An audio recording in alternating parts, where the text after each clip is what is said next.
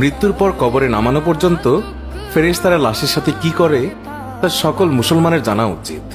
আজরাইল যখন আত্মা কবজ করে নেন তখন আত্মা দেহকে বলে, হে দেহ, আল্লাহ তোমাকে সুপ্রতিদান দিক। তুমি আমার সঙ্গী হয়ে আল্লাহর আনুগত্যে অগ্রগামী ছিলে, আর আল্লাহর অবাধে ছিলে খুবই পশ্চাৎপদ। তুমি আমার পক্ষ থেকে মুবারকবাদ গ্রহণ করো, কেননা আজ তুমি নিজেও মুক্তি পেয়েছ আর আমাকেও নাজাত দিয়েছ। এইভাবে দেহ আত্মাকে মুবারকবাদ দেয়। মুমিন বান্দার মৃত্যুতে জমিনের যেই সকল অংশে সে ইবাদত করত সেগুলো কাঁদতে থাকে। আকাশের যেই সকল দুয়ার দিয়ে তার নেক আমল উপরে উঠত সেই সকল দুয়ার তার জন্য কাঁদতে থাকে। যে দরজা দিয়ে তার রিজিক নেমে আসতো সেই দরজাও কাঁদে।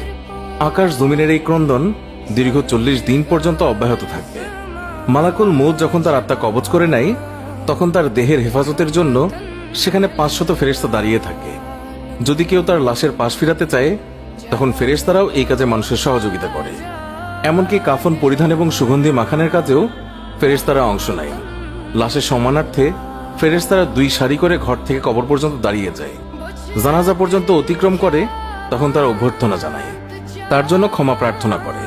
মুমিনের মর্যাদার এই অবস্থা দেখে ইবলিস এত জোরে চিৎকার করে ওঠে যে তার দেহের হাড়ের কোনো কোনো গ্রন্থির বন্ধন এই সময় ছিঁড়ে যায়।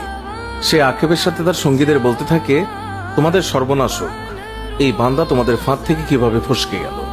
ইবলিসের সঙ্গীরা বলে, এ নিষ্পাপ ছিল, তাই আমাদের ফাঁদে আটকায়নি। মালাকুল মউত যখন তার আত্মাকে নিয়ে আকাশে আরোহণ করে তখন হযরত জিবরাইল আলাইহিস সালাম 70,000 ফেরেশতা নিয়ে তাকে অভ্যর্থনা জানায়। আর সকল ফেরেশতারা তার কাছে আল্লাহ তাআলার সন্তুষ্টির সুসংবাদ জানাতে থাকে। মালাকুল মউত যখন আত্মাটিকে নিয়ে আরশের নিকট পৌঁছেন তখন সে আল্লাহ তাআলার কাছে সিজদায় পতিত হয়ে যায়। আর সেই সময় আল্লাহ তাআলা ইরশাদ করেন, হে মালাকুল মউত, তুমি আমার বান্দাকে নিয়ে জান্নাতের বাগানে রেখে এসো। তারপর তাকে কবরে নামার পর নামাজ তার ডান দিকে এবং রোজা তার বাম দিকে এসে দাঁড়িয়ে যায়। আল্লাহর রিজিক এবং কোরআন তিলাওয়াত এসে দাঁড়িয়ে যায় তার সিধানের দিকে। পায়ের দিকে দাঁড়িয়ে যায় জামাতের সাথে নামাজ পড়ার জন্য মসজিদের দিকে গমন। আর তার ধৈর্য কবরের এক কোনায় অবস্থান নেয়। এই সময় আল্লাহ তাআলা তার কবরে আযাবের একটি অংশ প্রেরণ করেন। আযাবটি এসে কবরের ডান দিক থেকে প্রবেশ করতে চায়, কিন্তু নামাজ এসে তাকে বাধা দিয়ে বলে, আযাব, তুমি পিছিয়ে যাও। খোদার কসম, এই বান্দাটি সারা জীবন কষ্টে ছিল, কবরে আসার পর তার কিছুটা আরাম মিলেছে। রাসূলুল্লাহ সাল্লাল্লাহু আলাইহি ওয়াসাল্লাম বলেছেন, আযাব যখন ডান দিক থেকে সরে গিয়ে বাম দিকে যায়, ডান দিকে রোজা নামাজের মতো আযাবকে জবাব দিয়ে প্রতিহত করে। আযাব এবার মাথার দিক থেকে আসতে চেষ্টা করলেও একই রকম জবাব আসে। মোট কথা, আযাব যে দিক থেকেই আসতে চায় সেই দিক থেকেই তার জন্য প্রতিবন্ধকতার সৃষ্টি হয়। অবশেষে আযাব যখন দেখে আল্লাহ তাআলার এই নেক বান্দার আমল সব দিক থেকেই তার জন্য প্রতিবন্ধকতার দেয়াল সৃষ্টি করে রেখেছে তখন সে ফিরে যায়। আর সেই সময় সবর ওঠে নেক আমল সমূহকে বলতে থাকে, এই আযাবের প্রতিরক্ষায় আমি এই জন্য আসিনি যে মূলত তোমাদের শক্তির পরিমাণ দেখা আমার উদ্দেশ্য ছিল। আমি যদি তাকে প্রতিহত করতে ব্যর্থ হতাম তাহলে আমি অবশ্যই এসে এই বান্দাকে আযাব থেকে রক্ষা করতাম। তোমরাই যখন যথেষ্ট হয়ে দাঁড়ালে তখন আমি এই বান্দার জন্য অতিরিক্ত সঞ্চয় হয়ে রয়ে গেলাম। পুলসিরাত আর মিজানে আমি তার কাজে আসব। এরপরে এই বান্দার কাছে 2 জন ফেরেশতা আসে যাদের চোখ নীল বর্ণের, আওয়াজ ভয়ঙ্কর, গরুর শিঙের ন্যায় দাঁত এবং তার শ্বাসের সাথে নাসা রন্ধ্র দিয়ে অগ্নিশিখা বের হয়। ফেরেশতাদের উভয়ের কাঁধের মধ্যবর্তী স্থান খুবই প্রশস্ত। তারা মুমিন বান্দা ছাড়া কারো উপর দয়া করতে জানে না। 2 জন ফেরেশতাকেই মুনকার নাকির বলা হয়। এদের হাতে একটি হাতুড়ি থাকে। এটি এতই ভারী যে সকল মানব দানব মিলে একত্রিত হলেও তা উত্তোলন করতে সক্ষম হবে না। এই 2 জন ফেরেশতা কবরে প্রবেশ করে লাশকে বলে, উঠে বসো। লাশ তৎক্ষণাৎ উঠে বসে যায় এবং কাফনের কাপড় খুলে যায়।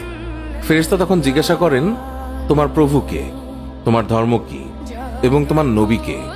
এর জবাবে সে বলে, আমার রব হলেন আল্লাহ তাআলা, যার কোনো অংশীদার নেই। আমার ধর্ম ইসলাম, আর হযরত মুহাম্মদ সাল্লাল্লাহু আলাইহি ওয়াসাল্লাম হলেন আমার নবী। তারপর আর কোনো নবীর আগমন হবে না। ফেরেশতারা জবাব শুনে বলল, তুমি সত্য বলেছ।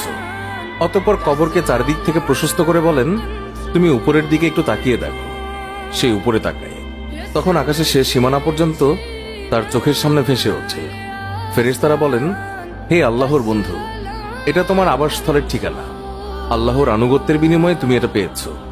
বর্ণনার এই পর্যায়ে এসে রাসূলুল্লাহ সাল্লাল্লাহু আলাইহি ওয়াসাল্লাম বলেন, এই সত্তার কসম, যার মুঠোয় আমার প্রাণ। মুমিন বান্দার তখন এতই আনন্দ অনুভূত হয় যা কখনো শেষ হবার নয়। অতঃপর ওই বান্দাকে আবার নির্দেশ দিয়ে বলা হয় যে তুমি নিচের দিকে দেখো। নিচের দিকে যখন সে তাকায় তখন সে দোজকের শেষ সীমানা পর্যন্ত তার দৃষ্টির গোচরে চলে আসে। ফেরেশতা তখন তাকে বলে, হে আল্লাহর প্রিয় পাত্র, এই ভয়ানক নরক থেকে তুমি নাজাত পেয়েছ। রাসূলুল্লাহ সাল্লাল্লাহু আলাইহি ওয়াসাল্লাম ইরশাদ করেছেন, ওই বান্দার এই সময় এমন পুলক হয় যা কখনো সমাপ্ত হবার নয়। অতঃপর স্বর্গের ৭৭টি দরজা তার জন্য উন্মুক্ত করে দেয়া হয়। এইসব দুয়ার দিয়ে জান্নাতের সৌরভ এবং সুশীতল সমীরণ তার কবরে পৌঁছাতে থাকে এবং ততদিন পৌঁছাবে যতদিন সে কবরে থাকবে।